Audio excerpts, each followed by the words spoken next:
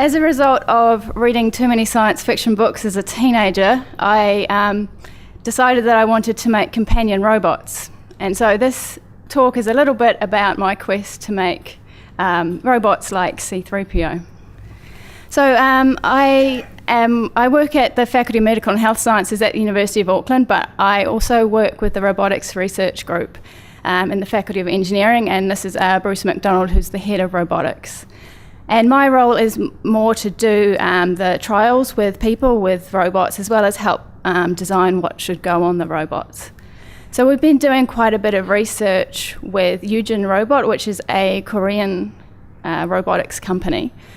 And the advantage of working with the Koreans is that they have robotics as one of their core strategies for development of the economy. So quite a few of our studies we've done at Selwyn Village, which is a retirement home which includes the rest homes and hospitals in Auckland.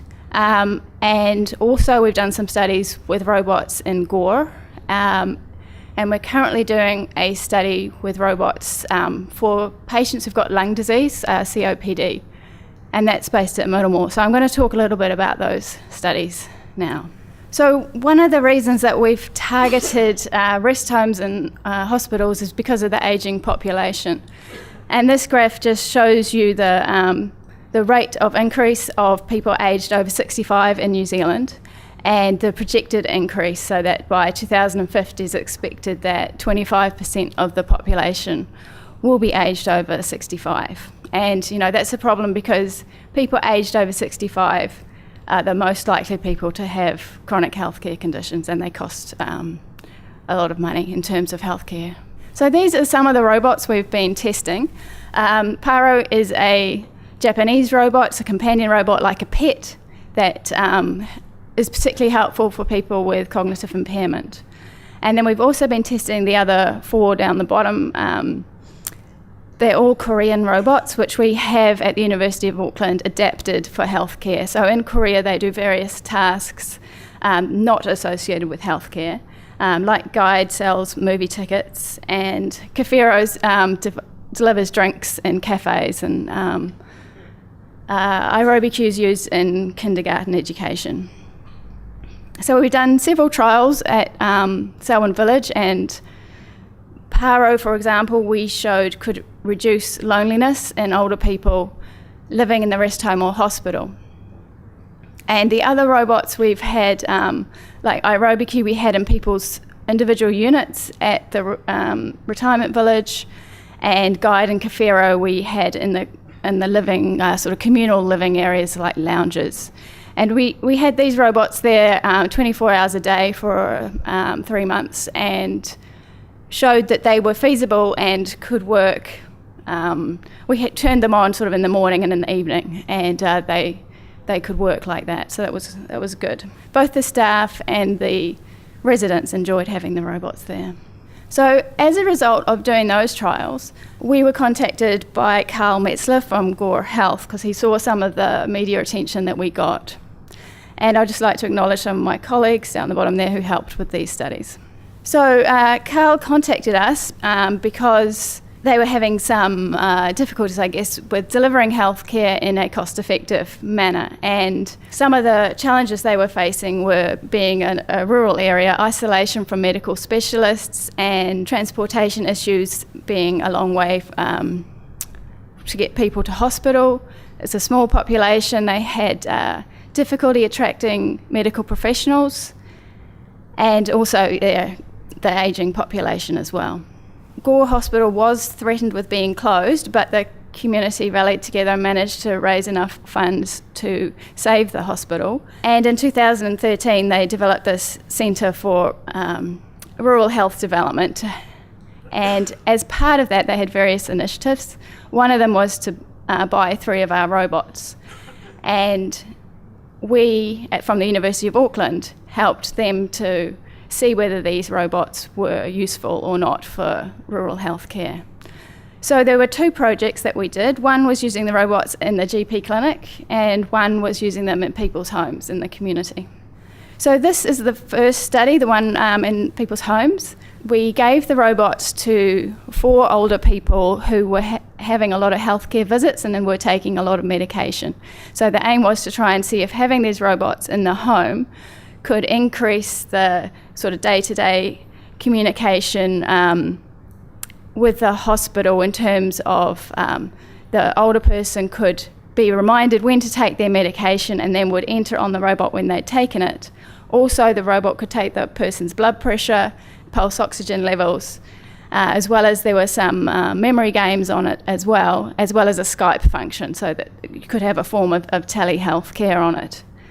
And so we were hoping that this would reduce the number of healthcare visits the patient would make. So this is the robot called iRobi. It's fully autonomous, as I said, provides medication reminders, takes blood pressure. It's also linked to a couple of websites as well, so depression.org as well as the Gore Health website. And it's linked to this server where the robot information is available to the doctor or the nurse, who can log in, and it's secure, and they can see how the patient is doing, whether they're taking their medication, how their blood pressure is going. It's a small study, only with 4 people. One of them had to be admitted to the rest home. But here are the results of the other 3. So we had one 94-year-old woman who, for the 3 months before the study started, had 3 GP visits and 3 phone calls. And then during the time they had the robot, they had 2 GP visits and 1 phone call. The next one was an 83-year-old woman who had 3 GP visits before they had the robot and 1 phone call. While they had the robot, they only had 1 GP visits, but 3 phone calls. And a 76-year-old woman who had 4 GP visits and 1 phone call to the hospital prior to having the robot, and afterwards just 1 GP visit. So we can't conclude that the robot reduced their visits, because it's just an observational study with only a few people. But it looks somewhat promising. And some of the comments from the participants were very positive, including looking forward to the time that the robot would alarm to take the medication. They like the sociability of the robot, so its head follows you around when you're moving around, and also, he's programmed so that when you rub its head, he says things. And there's always lots of lights on the robot blinking on and off, and we were surprised at how much the people saw this as a companion. So quite a lot of we chose people who were living alone, and some people said, please don't take the robot away, because then I won't have anyone to talk to, which is kind of sad, but it's reality. And then when we did take it away, some people said that they did miss having the robot. And then the robot in the GP clinic, we were interested to see whether the robot could save time for GP visits and therefore save money.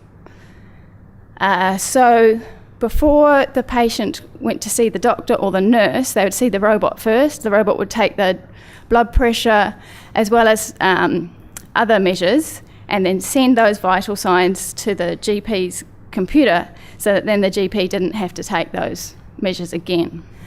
So this robot is slightly bigger than the other one. This one's Kaffir. The things that it measured included name, birthday, height, weight, blood pressure, heart rate, and blood oxygen saturation.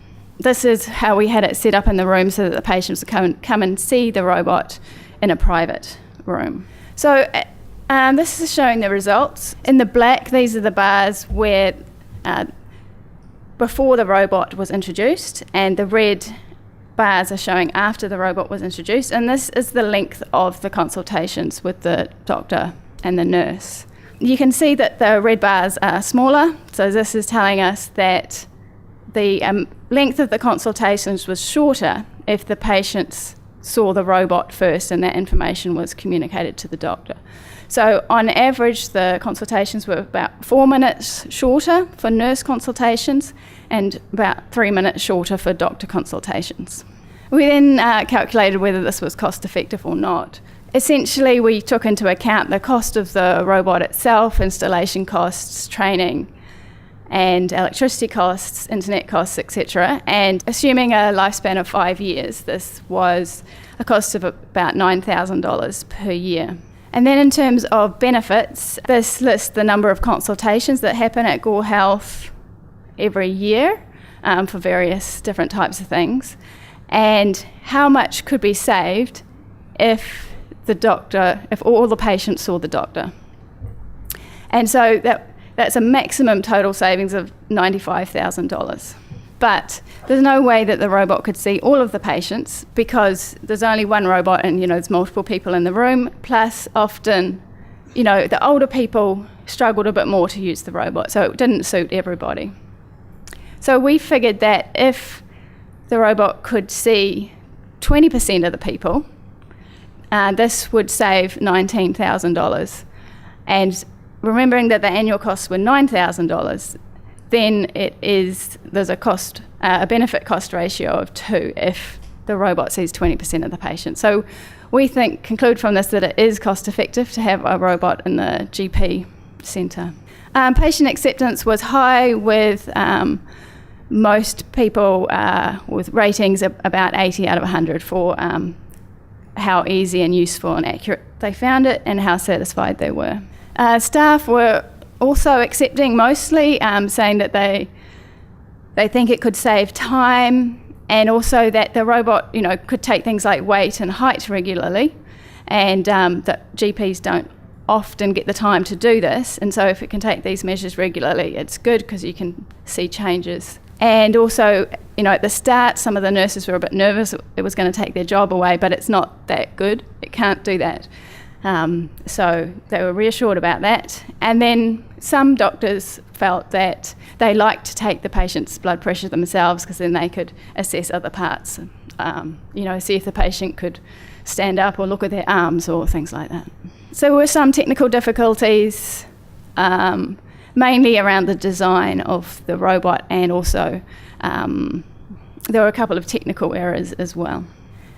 So as part of these trials, we found that it's quite difficult doing research with a robot which is so far away from Auckland. So we had to have a local provider helping with any technical issues. So for any future work, we'd need to have, take that into account, that you need to have a local provider for that. So the university could remotely fix the software, but not the hardware. And of course, this is a small sample. So we want to improve the robots and do a larger trial. So that's what we are currently doing. This is a study that we're doing at Middlemore Hospital, and Middlemore's got quite a large catchment area, so it includes some rural patients as well as city-dwelling patients, and it's funded by the HRC HIP grant. Okay, thank you. I'll finish there.